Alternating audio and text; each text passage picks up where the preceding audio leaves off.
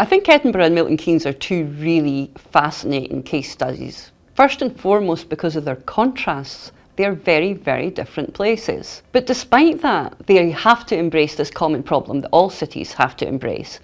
How do we deal with the future? How do we change and remodel our infrastructures to deal with the new technologies that we're all surrounded with now? Milton Keynes is a new town. It's only 50 years old. It was a planned town, developed according to a detailed utopian plan to deal with known problems in post-war Britain. It was part of a social settlement. It was meant to address specific things. It's difficult to have a city without people. It needs a population. And so, likewise, it's difficult to plan a city without planning its population. And you need to then think about who's going to be coming to live in your city, how you're going to get them there, and what they're going to do when they're there. And Milton Keynes, with its particular design and its particular ethos, I think looked to encourage various different kinds of people to the city, and if not, certainly encourage them to think about the city in particular ways so they might have different lives when they got to the city. And that's something that was partly done through the design of the city. We're going to have it zoned like this. There's going to be a shopping centre in the centre. There's going to be bigger houses in other parts of the city. It's going to be a mix of private and rented housing. And there's going to be particular transport mechanisms. There's going to be grid roads that carry the people around the city as well. So families were moving almost en masse in some cases, probably to some of the estates where the social housing was being produced. They produced posters that were extremely abstract visions of what humanity is. The beating heart of the city was a neon light collared onto the top of an outline of the city plan. Often through drawings, visualizations, Helmut Jacobi's almost cartoon-like imaginaries of how people would live, their shopping and leisure and work is all taking place in this particular very 1970s look now. We look back on it now and it looks like it's some kind of psychedelic dream. Thinking back about how the city planners were trying to leave the plan open and trying to allow for futures that they couldn't imagine. There's a lot of surveys and data being collected in the background that followed on from 1960s faith in technology. At Netherfield, with its corrugated metal exteriors, just looks like it's something out of the future. Maybe Netherfield hasn't aged quite so well, but the architects at the time were given a free rein to imagine how people would live, how they would live together, and how they would engage in that city and how they'd move around it. There's the whole speed of transport around the city. The Redway network was designed to separate pedestrians from cars, which works really well on paper. It looks really good. It's a very sort of neat resolution to that 20th century problem of what we're going to do with all these cars. The cars running on the grid roads, the people are walking on the landscaped pavements which weave their way around the city. That facility to have car-free thoroughfares has now lent itself to another form of development, another form of technology that probably wasn't imagined in 1967, whereby we now have prototype driverless cars running from the railway station up to the shopping centre, testing out how we can have a more sustainable but more bespoke transport mechanism for individuals or small groups of individuals to get from one place to another without a car that they own, but also without having to walk. The development of driverless cars in Milton Keynes is part of a broader initiative, MK Smart initiative, that's part of the new sort of reinvention of the city of Milton Keynes. It's the sort of latest data-driven version of what a city can be. That has included a number of other experiments around transport, like the driverless car. I mean, which in some ways reflects the dialer bus service that was first set up in Milton Keynes in the early 70s. You could phone up a central switchboard who'd send the bus to come and pick you up to take you shopping. But Milton Keynes then also has robot delivery mechanisms rolling around. You can be wandering around those redways and be followed by something that's kind of a cross between a dog and a golf caddy. That's a technology that is reusing the redways, reusing the facility that takes the non-car vehicle to places that car vehicles can't go.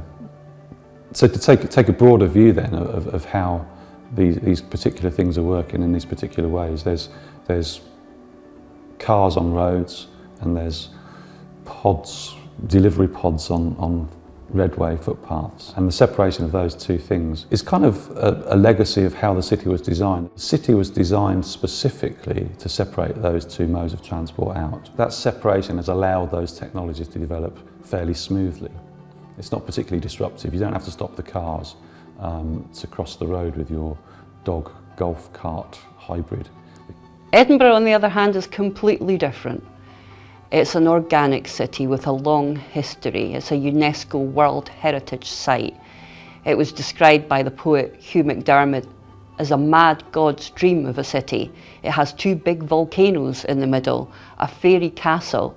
It has an old town and new town, a modernist design in the new town, and an old medievalish, knotted, multi-layered, multi-levelled, cobbled, dark, winding alleys in the old town. So how can you imagine a technological future taking place and being designed and engineered into an old town that works like that? When we think about smart cities, we think about this sort of modernist, silvery, clean, wide, disembodied space.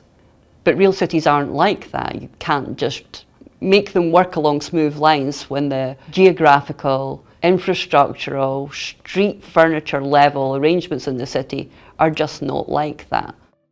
So if you think about something as simple as getting from A to B, what kinds of methods of transport does that permit? Is it possible to cycle that way? Is it possible to walk that way? Can a big new electric tram actually go up that very steep cobbled street? All those aspects of the material infrastructure of a city that don't necessarily make us think of technology are actually part of the technological infrastructure of a city, both in the sense that they absolutely shape and condition how you move about in the city, but also in the sense that the new digital technologies we think about as connoting the future city have to work with that infrastructure.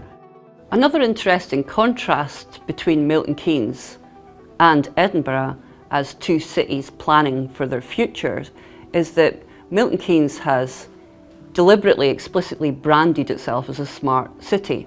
Edinburgh, on the other hand, hasn't adopted the term smart city. The term Edinburgh uses is data capital. Data capital allows Edinburgh to say, yeah, we are also technologically advanced. We also have a very strong fintech industry. We have robotics centres. We are world leaders in informatics. And data capital has associations both with Edinburgh's historical significance as a financial centre, but also its political significance as a capital city. Edinburgh has been fundamentally altered by the platform economy. So platforms like Airbnb, Uber and Deliveroo have all altered what the centre of Edinburgh really feels like and how it's experienced and what it looks like and what shops, cafes, restaurants it's composed of. In its most simplest form, a platform is really an intermediary. It's a point of contact that allows the flow of goods and services. You can think about maybe a website married to an app, or think about platforms such as Uber or Deliveroo. Here is a set of services that are all being coordinated through what seems like very simple technology. On the one hand, you might take your smartphone, access the pizza that you want through the app. That information is sent off to a website that manages those requests.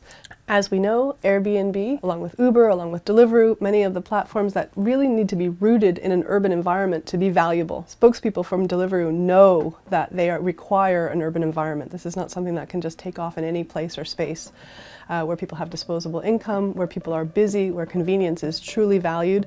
Platforms have found a kind of access into our lives.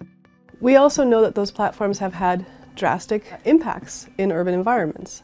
That Uber is causing congestion, that Uber is potentially lowering wages among taxi drivers across the board, that Airbnb is facilitating the flows of investment money into cities so that large swaths of cities may be owned by people who do not live in those cities and making it harder and harder for local residents to access housing. Historically, Edinburgh is interesting in the sense that it's a very geographically concentrated city. It's quite compact. And in that compactness was a real social mix of people. Like many other cities with a strong visitor economy, Airbnb has had a number of effects. It has brought visitors into the city centre and provided them with affordable accommodation that's consumer friendly and easy for them to book and feels like is under their control. But it also has resulted in a pushing out of local people from the city, local people with a strong historical relationship to the old town or to the grass market can no longer afford to live in the city as all free housing gets bought up.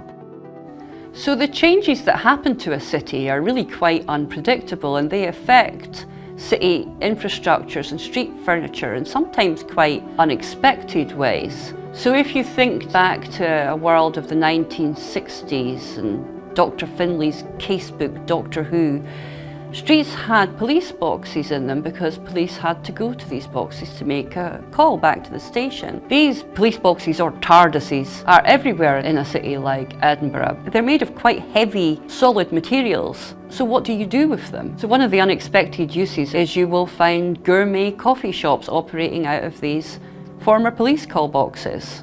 So when we think about technologically driven futures and data-driven innovation, we may think about fibre optic cable, we may think about data servers, we may think about platform capitalism.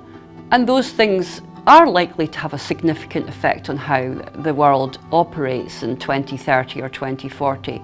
But other changes are much less predictable and very revealing about how people live in cities. Planning a city is about imagining, representing, thinking about, studying, projecting who people are, what kind of people, how will they live, how will they work, how will they travel, how will they play, how will they spend money. All these things come together in city infrastructures. City planners have to be thinking about their citizens fundamentally.